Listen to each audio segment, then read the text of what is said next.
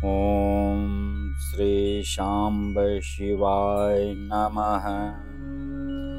अथ द्वितीयोऽध्यायः। नारद मुनि की तपस्या, इंद्र द्वारा तपस्या में विघ्न उपस्थित करना, नारद का काम पर विजय पाना और अहंकार से युक्त होकर ब्रह्मा, विष्णु और रुद्र से अपने तप का कथन। श्रुत उवाच एकस्मिन् समये विप्रा नारदो मुनिषत्तमः ब्रह्मपुत्रो विनीतात्मा तपोर्थं मन आदधे। सूत जी बोले, हे मुनियो, एक समय की बात है।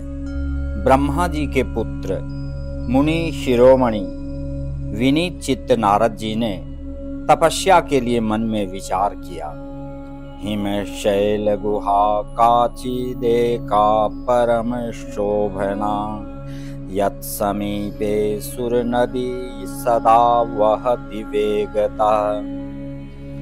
हिमालय पर्वत में कोई एक परम शोभा संपन्न गुफा थी, जिसके निकट देव नदी गंगा निरंतर वेग पूर्वक बहती थी।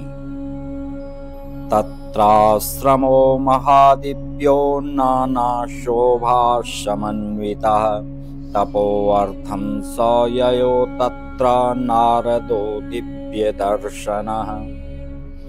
वहां एक महान दिव्य आश्रम था, जो नाना प्रकार की शोभा से सुशोभित था। वे दिव्यदर्शी नारद जी तपस्या करने के लिए वहां गए। ताम दृष्ट्वा मुनि शार्दूलस्तेपे सुचिरं तपः बद्ध्वासनं दृढ़ं मौनी प्राणानायम्य शुद्धधीः। उस गुफा को देखकर मुनिवर नारद जी बड़े प्रसन्न हुए और सुदीर्घ काल तक वहां तपस्या करते रहे। उनका अंतःकरण शुद्ध था। वे दृढ़ता पूर्वक आसन बांधकर मौन हो प्राणायाम पूर्वक समाधि में स्थित हो गए। चक्रे मुनि समाधिं तमहं ब्रह्मेति यत्र विज्ञानं भवति ब्रह्म साक्षात्कार करम द्विजाः। हे ब्राह्मणों, उन्होंने वह समाधि लगाई जिसमें ब्रह्म का साक्षात्कार कराने वाला अहम ब्रह्मास्मि, मैं ब्रह्म हूँ, यह विज्ञान प्रकट होता है। इत्थं तपति तस्मिन् वै नारदे मुनिषत्तमे चकम्पेथा शुनासिरो मनः संताप विह्वलः। मुनिवर नारद जी जब इस प्रकार तपस्या करने लगे, तब देवराज इंद्र कांप उठे और मानसिक संताप से व्याकुल हो गए। मनशीति विचिन्त्यासो मुनिर्मे राज्यमिच्छति तद्विघ्न करणार्थं हि हरिर्यत्नमियेषः सस्मार स्मरं शक्रश्चेतसा देवनायकः आजगाम द्रुतं कामः समधिर्महिषीयुतः। वे नारद मुनि मेरा राज्य लेना चाहते हैं। मन ही मन ऐसा सोचकर इंद्र ने उनकी तपस्या में विघ्न डालने के लिए प्रयत्न करने की इच्छा की। उस समय देवनायक इंद्र ने मन से कामदेव का स्मरण किया। स्मरण करते ही समान बुद्धि वाले कामदेव अपनी पत्नी रति के साथ आ गए। अथागतं स्मरं दृष्ट्वा संबोध्य सुरराट प्रभो उवाच तं प्रपश्याशु स्वार्थे कुटिल शेमुषे। आए हुए कामदेव को देखकर कपट बुद्धि देवराज इंद्र शीघ्र ही स्वार्थ के लिए उनको संबोधित करते हुए कहने लगे।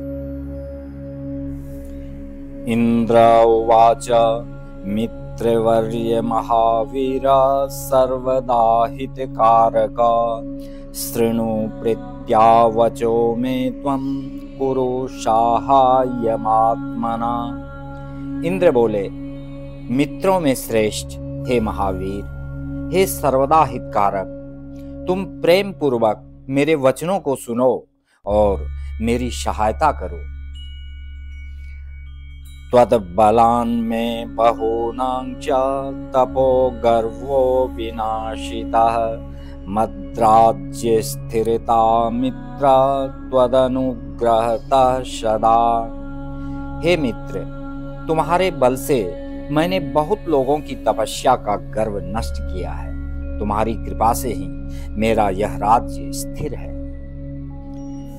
हिमशैल गुहायां हि मुनिस्तपति नारदः मनसोद्दिश्य विश्वेशं महासंयम वां दृढ़। पूर्ण रूप से संयमित होकर दृढ़ निश्चयी देवर्षि नारद मन से विश्वेश्वर भगवान शंकर की प्राप्ति का लक्ष्य बनाकर हिमालय की गुफा में तपस्या कर रहे हैं।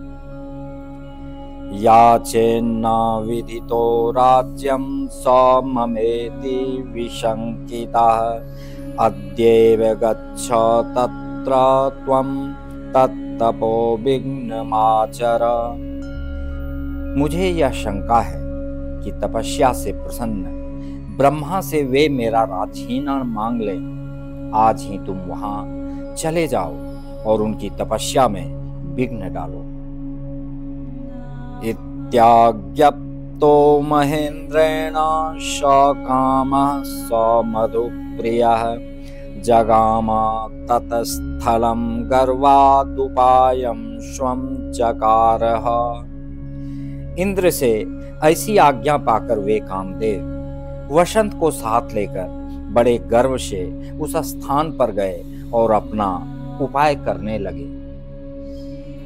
रचयामाश तत्राशु स्वकला शकला अपि वसंतोपि स्वप्रभावं चकार विविधं मदात्। उन्होंने वहां शीघ्र ही अपनी सारी कलाएं रच डाली।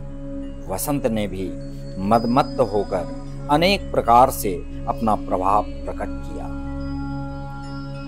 न बभूव मुनेश्चेतो विकृतं मुनिसत्तमा भ्रष्टो बभूव तद्गर्वो महेशानुग्रहेण। हे मुनिवरों, कामदेव और वसंत के अथक प्रयत्न करने पर भी नारद मुनि के चित्त में विकार नहीं उत्पन्न हुआ। महादेव जी के अनुग्रह से उन दोनों का गर्व चूर्ण हो गया। शृणुतातरतस्तत्र कारणं शौनकादयः ईश्वरानुग्रहेणात्र न प्रभावः स्मरस्य हि। हे शौनक आदि महर्षियों, ऐसा होने में जो कारण था उसे आदर पूर्वक सुनिए। महादेव जी की कृपा से ही नारद मुनि पर कामदेव का कोई प्रभाव नहीं पड़ा। अत्रैव शंभुनाकारी शुतपश्च स्मरारिणा अत्रैव दग्धस्तेनाशु कामो मुनि तपोपः। पहले उसी आश्रम में काम शत्रु भगवान शिव ने उत्तम तपस्या की थी और वहीं पर उन्होंने मुनियों की तपस्या का नाश करने वाले कामदेव को शीघ्र ही भस्म कर डाला था। काम जीवन हेतोर्हि रत्या संप्रार्थिते शुरे संप्रार्थित उवाचेदं शंकरो लोक शंकरः किंचित समयमासाद्य जीविष्यति सुरास्मरः परंत्विह स्मरोपायश्चलिष्यति न कश्चन। उस समय रति ने कामदेव को पुनः जीवित करने के लिए देवताओं से प्रार्थना की। तब देवताओं ने समस्त लोगों का कल्याण करने वाले भगवान शंकर से याचना की। इस पर वे बोले, हे देवताओं, कुछ समय व्यतीत होने के बाद कामदेव जीवित तो हो जाएंगे, परंतु यहाँ उनका कोई उपाय नहीं चल सकेगा। इह यावत् दृश्यते भुर्जनैः स्थित्वामरा सदा कामवान् प्रभावोऽत्र न चलिष्यत्य संशयम्। हे अमरगण, यहाँ खड़े होकर लोग चारों ओर जितनी दूर तक की भूमि को नेत्रों से देख पाते हैं, वहां तक कामदेव के वाणों का प्रभाव नहीं चल सकेगा, इसमें संशय नहीं है। इति शंभुक्तितः कामो मिथ्यात्मगतिकस्तदा नारदे स जगामाशु दिव्यमिंद्र समीपतः। भगवान शंकर की इस उक्ति के अनुसार उस समय वहां नारद जी के प्रति कामदेव का अपना प्रभाव मिथ्या सिद्ध हुआ। वे शीघ्र ही स्वर्गलोक में इंद्र के पास लौट गए। अचक्यो सर्ववृत्तान्तं प्रभावं च मुनेश्वरः तदाज्ञाययो स्थानं स्वकीयं स मधुप्रियः। वहां कामदेव ने अपना सारा वृत्तांत और मुनि का प्रभाव कह दिया। तत्पश्चात इंद्र की आज्ञा से वे वसंत के साथ अपने स्थान को लौट गए। विस्मितो भूत्सुराधीशः प्रशंसाथ नारदं तद्वृत्तान्तानभिज्ञो हि मोहितः शिवमायया। उस समय देवराज इंद्र को बड़ा विस्मय हुआ। उन्होंने नारद जी की भूरी भूरी प्रशंसा की, परंतु शिव की माया से मोहित होने के कारण वे उस पूर्व वृत्तांत का स्मरण न कर सके। दुर्ज्ञेया शांभवी माया सर्वेषां प्राणिनामिह भक्तं विनार्पितात्मानं तया सम्मोह्यते जगत। वास्तव में इस संसार में सभी प्राणियों के लिए शंभु की माया को जानना अत्यंत कठिन है। जिसने अपने आप को शिव को समर्पित कर दिया है, उस भक्त को छोड़कर शेष संपूर्ण जगत उनकी माया से मोहित हो जाता है। नारदोपि चिरं तस्थो तत्रेशानुग्रहेण पूर्णं मत्वा तपस्तत्स्वं वीररामा ततो मुनिः। नारद जी भी भगवान शंकर की कृपा से वहां चिरकाल तक तपस्या में लगे रहे। अंत में अपनी तपस्या को पूर्ण हुआ जानकर वे मुनि उससे विरत हो गए।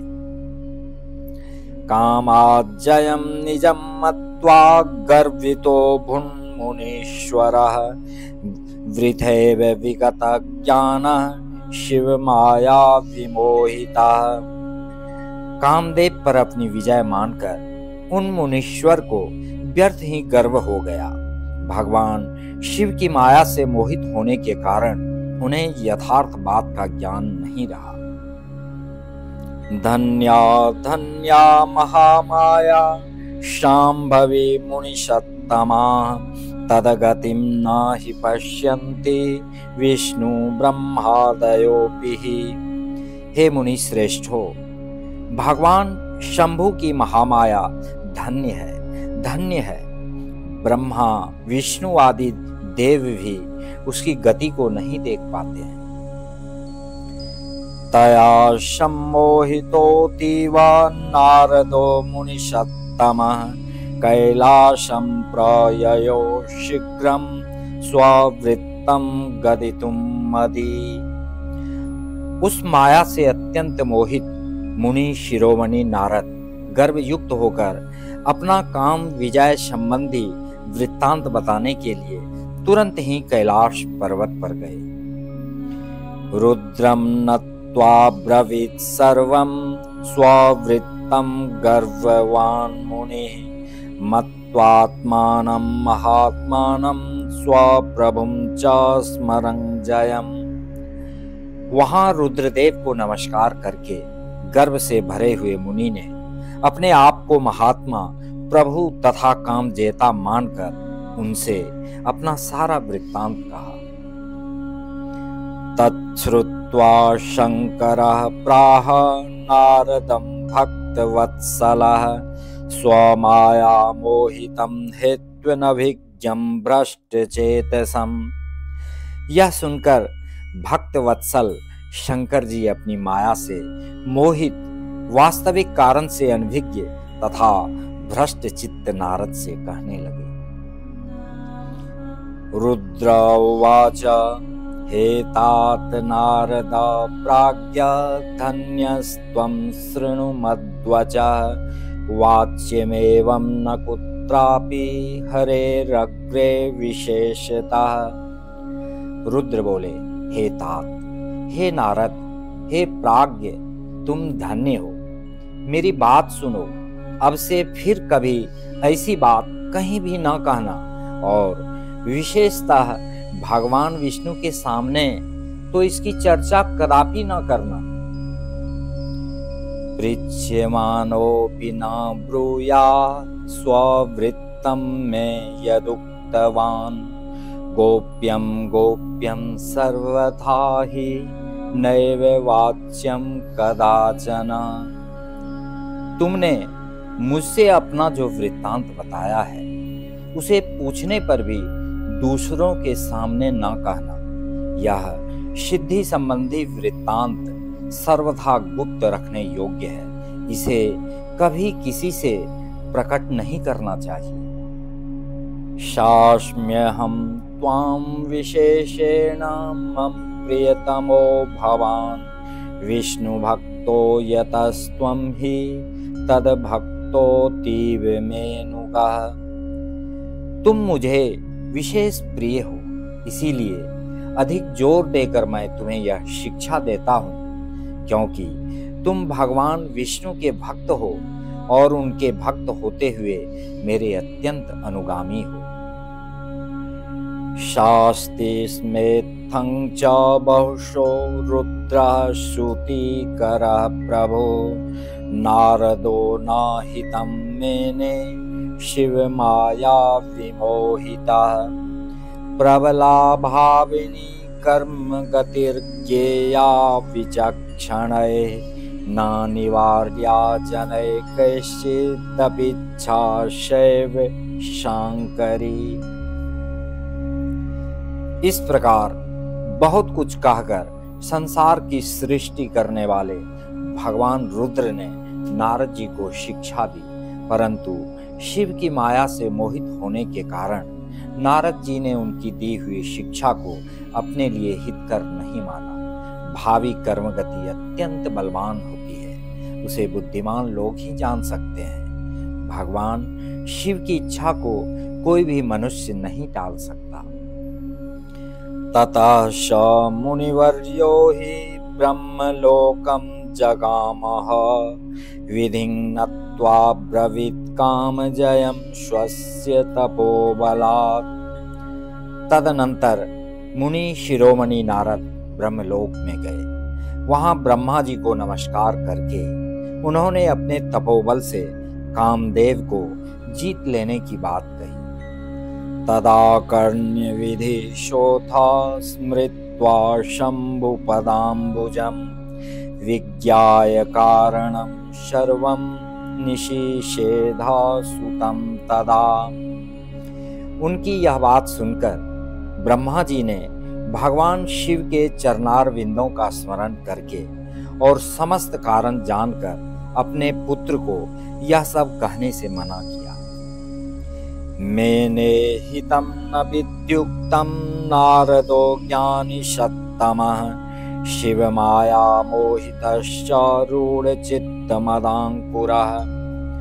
नारद जी शिव की माया से मोहित थे, अतएव उनके चित्त में मद का अंकुर जम गया था। इसलिए ज्ञानियों में श्रेष्ठ नारद जी ने ब्रह्मा जी की बात को अपने लिए हितकर नहीं समझा।